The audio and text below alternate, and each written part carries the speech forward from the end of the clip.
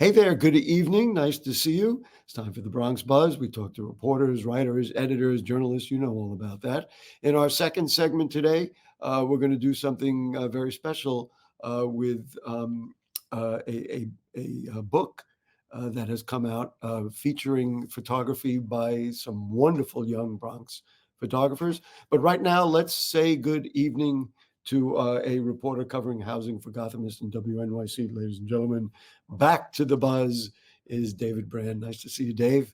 Good to see you, Gary. Happy New Year. Happy New Year to you. As you can see, Dave is in front of an empty newsroom that's going to be filled very shortly. And so we want to get right to it. You wrote a piece, and I was just telling you beforehand, everybody knows about the coming of Oh, casino yes. licenses. And we all saw Steve Cohen of the Mets made a big proposal. What's going on? You wrote the piece. New York City rolls the dice on casino bids in 2024. What are we getting? Oh, yeah. Well, all these billionaires and development companies and even the owner of the Mets are pushing their chips to the middle of the table here and trying to Oh, you're win one of good, Dave. those. That's good. That's good. I like that. Trying to win one of those coveted casino licenses. It's a high stakes affair, Gary. But yeah, so we have 11 proposals so far in and around New York City. One of them in the Bronx at Bally's Golf Links, formerly Trump Links, over there at the end of the Whitestone Bridge. So, a lot of these proposals come with some goodies, I guess, that are like for the city. And so not only would the billionaires bidding for the licenses agree to pay $500 million for the license, they also say, if you pick me, you'll get 100 new units of affordable housing. But no, if you pick me, you'll get 1,000 new units. Or if you pick me, I'll build a new park. And New so park right it's kind of outside like City Field. That's right. yeah, a little bit of an arms race and, trying to sweeten the deal, I Well, so guess. here's my first question. So the Gaming Commission said there would be three of them, right? Yes. Two of Yes. them, I think it would make sense, go to Empire Casino, and then what is that down in Resorts World over the there in Resorts Queens. World Yeah. over in Ozone Park out there in Queens near Rockaway. So I understand that. Um, why only three? If there's so much desire for it, it allegedly will create jobs, and you could get, as you called it, goodies. Why wouldn't we say, let's do five, let's do seven, let's really build it up? Yeah, I don't know. I mean, I don't know what the But I the guess answer at some then, point it's too it gets to be too saturated. You have five right now in like the span of like 30 blocks in Midtown Manhattan, including three proposals that are all like within 12 blocks of each other. So I guess if you really want to turn it into Vegas, you could just issue all of those. But yeah, there's you know how much is too much, and to a lot of people, even one is too much. But I guess there's like a question of saturation, and it becomes not so fruitful to them. Um, but yeah, like you said, two of the bids are probably like the common wisdom. Are they going to go to those racinos, Empire City and so Resorts those are not World? guaranteed. I mean, Not Empire guaranteed. Casino Yeah, right up that's there in Yonkers I think the is feeling.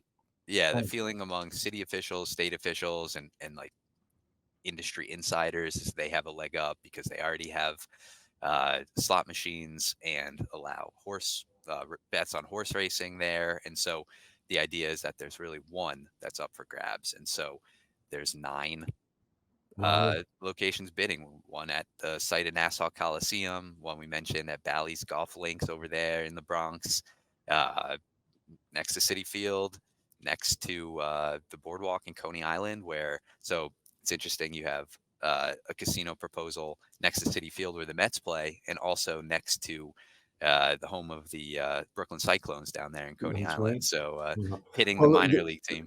maybe the most controversial ones, which you did not yet mention, are ones in Manhattan.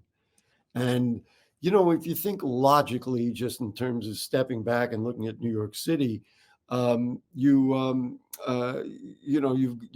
got Times Square, and if you're going to have a casino at the crossroads of the world, I mean, one would think you could do very well at that spot. It Yeah, would and be, it it's would be good for tourists and would bring a ton of money, taxes, and everything else.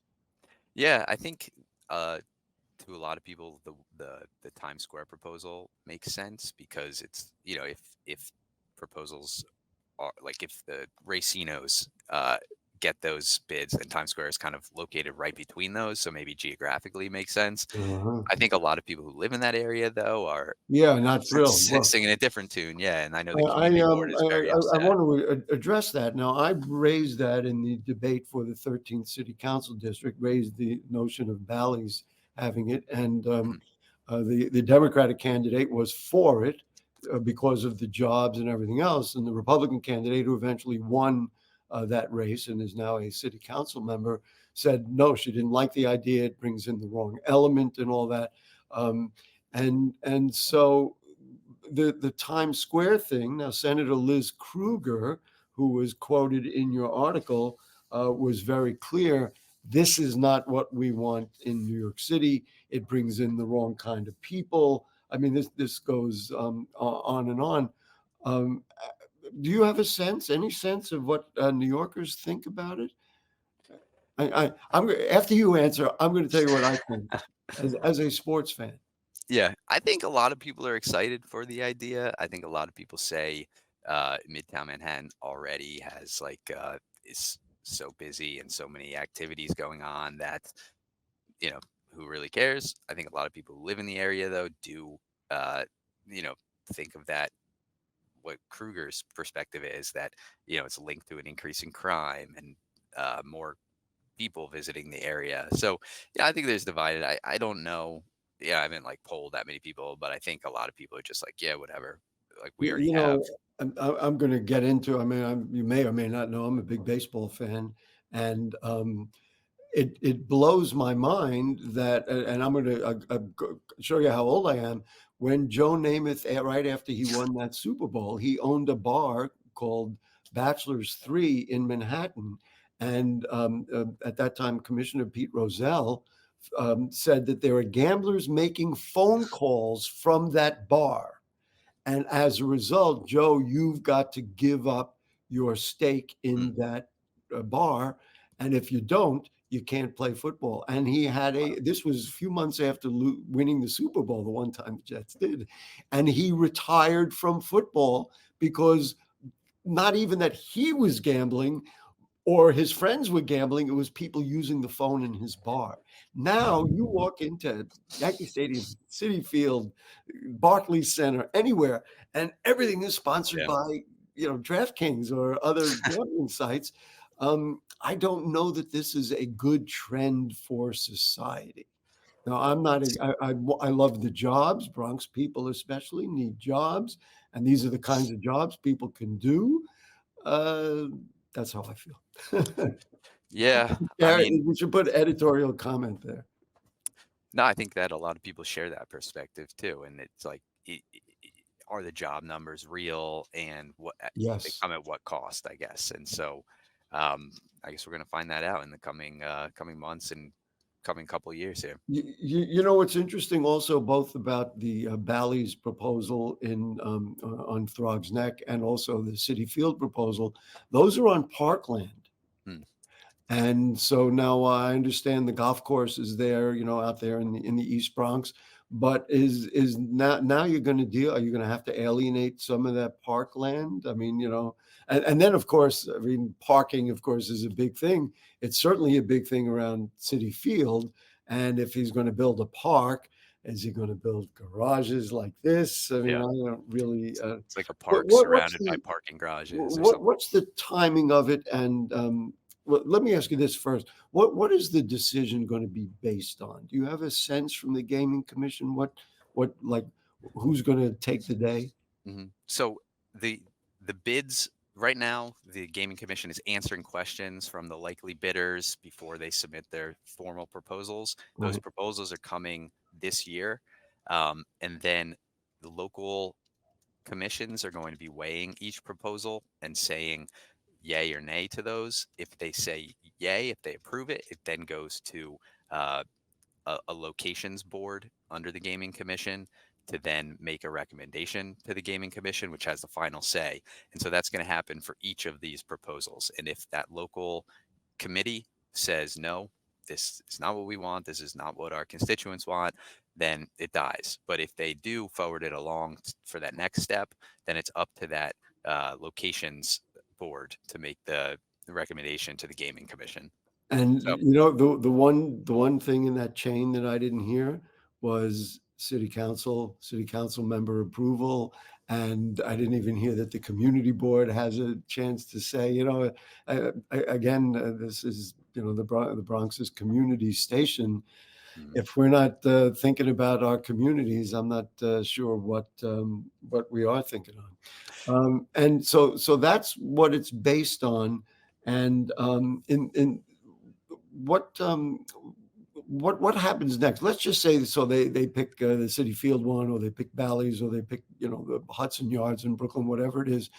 Then next year, are they doing another two or three? I mean, is that what we? no, I think, yeah, that's a good question. I think this is going to be a multi-year process still, because all of these bids have been like announced by the companies or individuals who are putting them forward, but they haven't actually submitted the formal application. So the first step after this is going to be actually submitting the formal applications.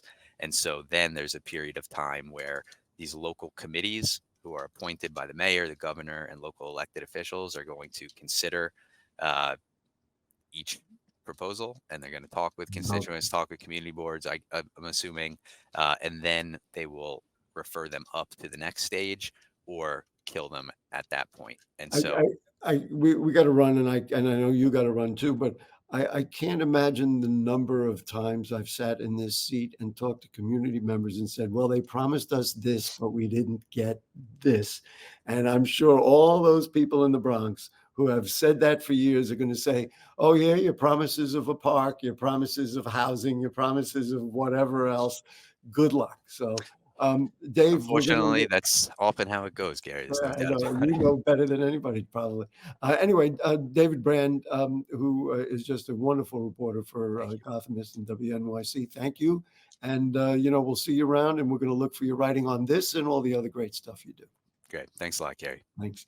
All right, Take care. we're going to take a short break. When we come back, Bronx kids, Bronx photographers, don't go away.